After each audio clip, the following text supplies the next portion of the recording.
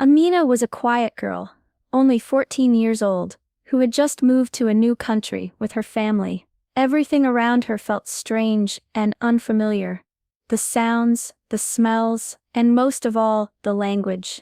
English wasn't her first language, and sometimes the words didn't come out right. She often stumbled over sentences, feeling her voice break like glass. Her family had left their home far away, hoping for a better life. They dreamed of opportunities and safety, but Amina knew it wouldn't be easy. At school she tried hard to keep up, but sometimes the other kids whispered or stared. She wished she could just blend in, like everyone else. Still, Amina held on to hope.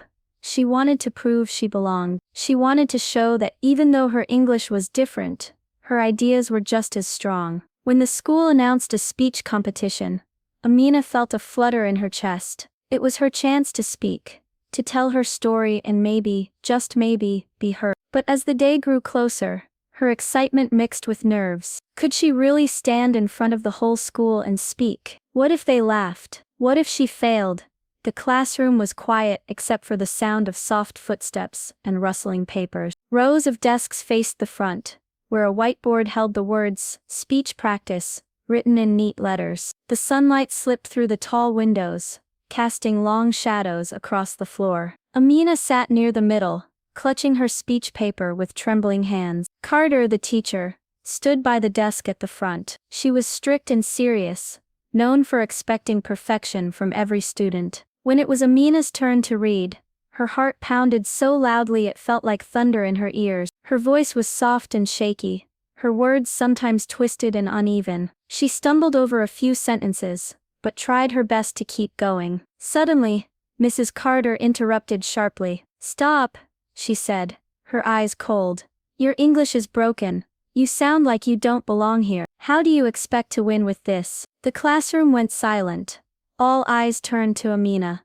Her cheeks burned hot with shame. She looked down at her paper, feeling like it was heavy enough to crush her. This is embarrassing." Amina's lips trembled. She wanted to explain, to say that she was trying, but the words caught in her throat. The other students shifted uncomfortably in their seats. Some avoided looking at her, while others exchanged quick glances, unsure what to say. For the first time Amina felt completely alone. Her hope, which had been a small bright light, flickered and dimmed. Doubts flooded her mind. Maybe Mrs. Carter was right. Maybe her English was too broken. Maybe she didn't belong. The thought of speaking again made her stomach twist in knots. What if everyone laughed? What if she failed so badly that no one would ever listen? The silence around her was thick.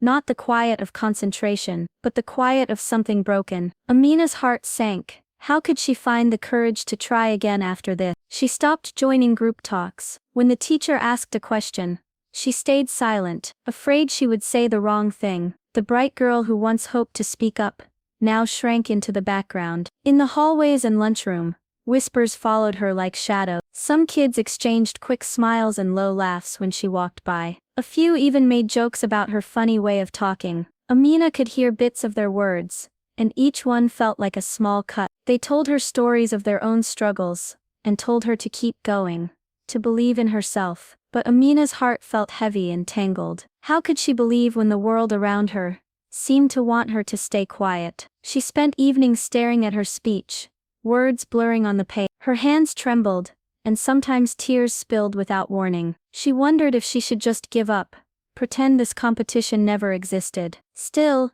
deep inside, a small part of her refused to disappear. She wanted to fight back, to prove Miss Carter wrong, not with angry words, but with her own voice. But doubt was a weight she couldn't shake. Would she find the strength, or would fear win, and silence become her only answer? Amina stood at a crossroads, unsure which path to take. Run away from the pain or step into it, hoping for something better. One morning, the usual teacher wasn't in class. Instead, a new face stood at the front, a man named Mr. Lee. He was calm and kind, with warm eyes that seemed to understand more than he said. From the moment he entered, Mr. Lee noticed Amina. He saw how she kept her head down, how she avoided eye contact. Something in her looked tired, like a small flame struggling against a storm. After class, Mr. Lee quietly asked to speak with her. "I noticed you've been quiet lately," he said gently. Would you like some help with your speech? Amina nodded,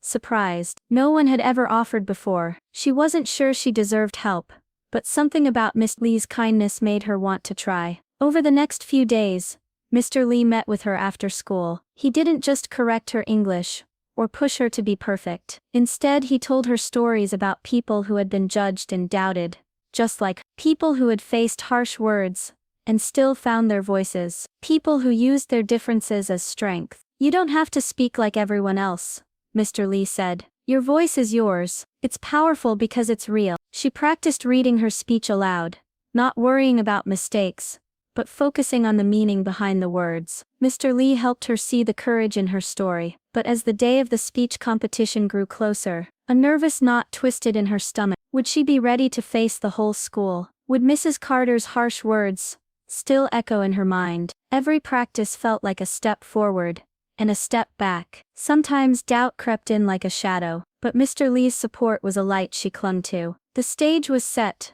The moment was coming. Amina was no longer sure what would happen, only that she would try. The day of the speech competition had finally arrived. The school auditorium was packed with students, teachers, and parents. The air buzzed with excitement and nerve. Bright lights shone down on the stage, where a microphone waited, cold and still. Backstage, Amina's heart hammered like a drum. Her hands were sweaty, and her legs felt shaky. She could hear the quiet chatter from the audience, and the occasional cough. The sound made her stomach twist. Her speech paper was folded neatly in her hand. She looked around at the other students, some smiling confidently, others whispering nervously like her. For a moment she thought about turning away, but then she saw Mr. Lee in the crowd. He gave her a small nod and a warm smile. That was all the courage she needed. When her name was called, Amina stepped forward. The spotlight was blinding. The microphone looked taller than her. She took a deep breath and began. My name is Amina, she said, her voice soft but steady. Her English was not perfect. There were small pauses, and her accent was clear, but each word carried meaning. She told the story of her journey from a faraway land to this new school. She spoke about the fear of speaking a language that sounded strange to others. She shared how her teacher once told her that her English was broken, and how those words hurt her deeply. But I learned something, she said, her eyes shining. My voice is not broken, it is different, and different voices are what make the world beautiful. The room was silent, no whispers, no shifting in seats. Every person listened as Amina spoke from her heart. She told them about her dreams, of a future where people don't judge each other by how they speak, but by what they say. Mrs. Carter sat in the front row, her arms crossed, her usual stern expression softening. For the first time she looked surprised, almost speechless. The words she had dismissed as broken had moved the whole room. Amina finished with a clear, strong message. Everyone's voice mattered, no matter how it sounds. No one should ever feel small because of the way they speak. Our stories, our voices, they are powerful. Then something incredible happened. The silence broke.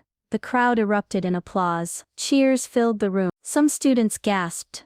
Others wiped tears from their eyes. Amina's courage had touched something deep inside everyone present. The applause didn't stop for a long time. Amina stood there, blinking back tears, feeling a new kind of strength rising inside her. And for the first time her voice was heard, truly heard. After the applause died down, Amina made her way off the stage, her legs still a little weak, but her heart soaring. As she walked through the crowd, she felt many eyes on her, not with pity, but with respect. Then from the front row, Mrs. Carter stood and came toward her. The stern look that had once seemed so harsh was now softer, almost gentle. Mrs. Carter stopped in front of Amina, looking her straight in the eyes. I'm sorry, she said quietly. I was wrong to judge you by the way you speak. Your words, your courage today showed me something important. Thank you for teaching me that. Amina blinked, surprised by the teacher's apology. For the first time Mrs. Carter seemed like someone who wanted to learn, to grow. From that day on,